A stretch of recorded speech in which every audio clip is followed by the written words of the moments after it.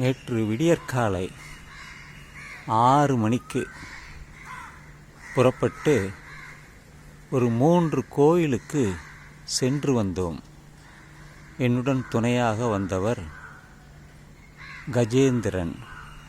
நல்ல ஆர்வம் உள்ளவர், குணமறிந்து செய்பவர். அவருடன் சமீப காலமாக கோயிலுக்கு சென்று வருவது வழக்கமாக இருக்கிறது. அந்த வகையிலே நேற்று சிங்கீஸ்வரர் என்ற கோயில் சோழர்கள் காலத்தில் கட்டப்பட்டது. அந்த கோயிலுக்கு சென்று வந்தோம். அடுத்தபடியாக இன்னொரு சிவன் கோயில், அந்த கோயிலையும் பார்த்துவிட்டு அருகாமையில் இருக்கக்கூடிய ஒரு பெருமாள் கோயிலுக்கும் சென்று வந்தோம். முதலில் போன இடம் அது சென்னையிலிருந்து சுமார் ஒரு 40 கிலோமீட்டர் தொலைவில் இருக்கிறது. அந்த கோயில்தான். சிற்ப வேலைப்பாடுகள் மிக அருமையாக இருந்தது.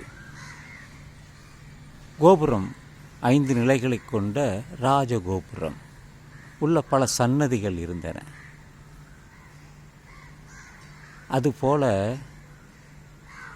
இன்னொரு கோயிலும் நல்ல மிகப்பெரியதாக இருந்தது. கோபுரம் அங்கே இருந்தது. 4 நிலைகளை கொண்ட கோபுரம். அங்கேயும் வேலைப்பாடுகள் இருந்தது. பொதுவாகவே சிவன் கோயில்களில் வேலைப்பாடுகள் மிக மிக வேலைப்பாடுகள் என்றால் சிற்ப வேலைப்பாடுகள் மிக நன்றாக இருக்கும். அதுவும் அந்த நுழைவு வாசலில் நம்ம கண்ணுக்கு தெரியக்கூடிய இடத்தில் இருக்கும். ஆனால் கோபுரத்திலும் பல வேலைப்பாடுகள் இருக்கும். அது உயரத்தில் இருப்பதால் நமக்கு அதிகமாக அதை படம் எடுத்து காட்டுவது கஷ்டம். ஆனால் கல்லினால் தான், கருங்கல்லினால் செய்யப்பட்டவை தான் அது. அப்படித்தான் அந்த 3 கோயிலுக்கும் சென்று வந்தோம். அந்த எதற்காக நான் கோயிலுக்கு செல்கிறேன் என்றால், கோவில் அந்த சிற்பக்கலைக்காகத்தான். அதற்காக ஒரு பிரிவையும் முகநூலில் வைத்துள்ளேன். Architecture of temples of Tamil Nadu. சுமார் ஒரு 100க்கு மேற்பட்ட பெரிய பெரிய கோயில்கள், 1000 வருடம் பழமையான கோயில்களுக்கு நான் சென்று வந்துள்ளேன்.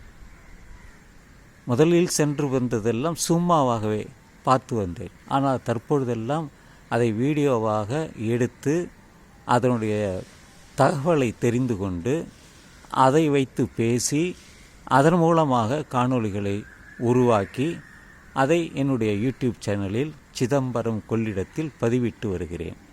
அது எனக்கு ரொம்ப ஆர்வமாக இருக்கிறது. பணச்செலவு இருக்கும், நேரச்செலவு இருக்கும். இருந்தாலும் அது ஒரு ஆனந்த செயலாக இருக்கிறது.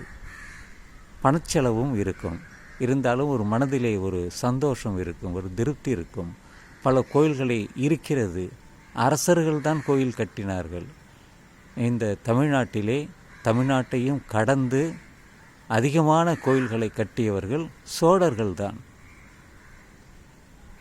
கரிகால் சோழன் தொடங்கி ராஜராஜன், ராஜேந்திர சோழன், குலோத்துங்க சோழன் என்று பல சோழர்கள் அவர்கள் கட்டிய கோயில்கள் தான் மிக மிக அதிகம். கடல் தாண்டி கோயிலையும் கட்டினான் ராஜேந்திர சோழன். இலங்கைக்கு சென்று வந்துள்ளான், மலேசியாவுக்கு சென்று வந்துள்ளான், சிங்கப்பூருக்கு சென்று வந்துள்ளான், இந்தோனேஷியா, தாய்லாந்து என பல நாடுகளுக்கு போர் புரிந்தான். ஆனால் யாரையும் தொந்தரவு செய்ய மாட்டான். அங்கேயும் கோயிலை கட்டிவிட்டு வந்திருக்கிறான்.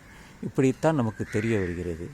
கோவில் என்பது அது ஒரு இறைவன் குடியிருக்கும் வீடாக எல்லோரும் கருதுகிறார்கள்.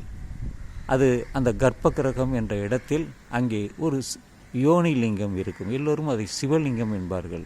நான் அதை யோனிலிங்கம் என்பேன். ஏனென்றால் அது உற்பத்தியின் அடையாளம், பிறப்பின் அடையாளம்.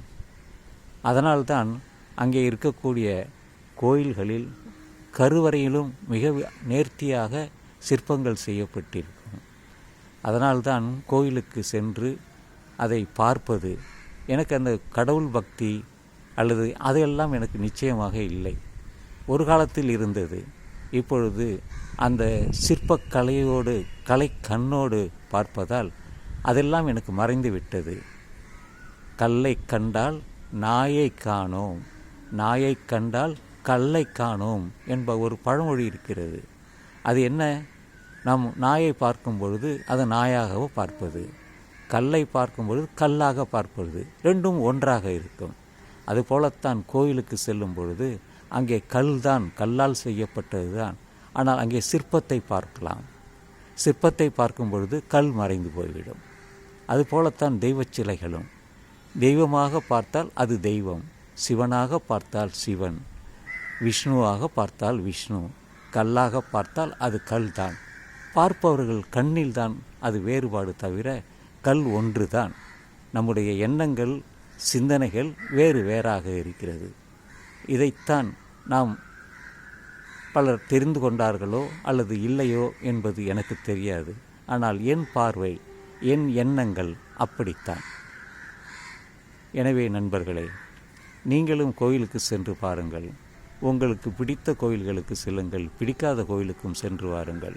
அங்கே இருக்கக்கூடிய சிற்பங்களை பாருங்கள், சந்தோஷமடையுங்கள், படம் விடுங்கள், மற்றவர்களுக்கு அதை பகிருங்கள், சந்தோஷப்படுவார்கள், மகிழ்ச்சி அடைவார்கள் என்று சொல்லி இந்த காலை பதிவை நான் நிறைவு செய்கிறேன்.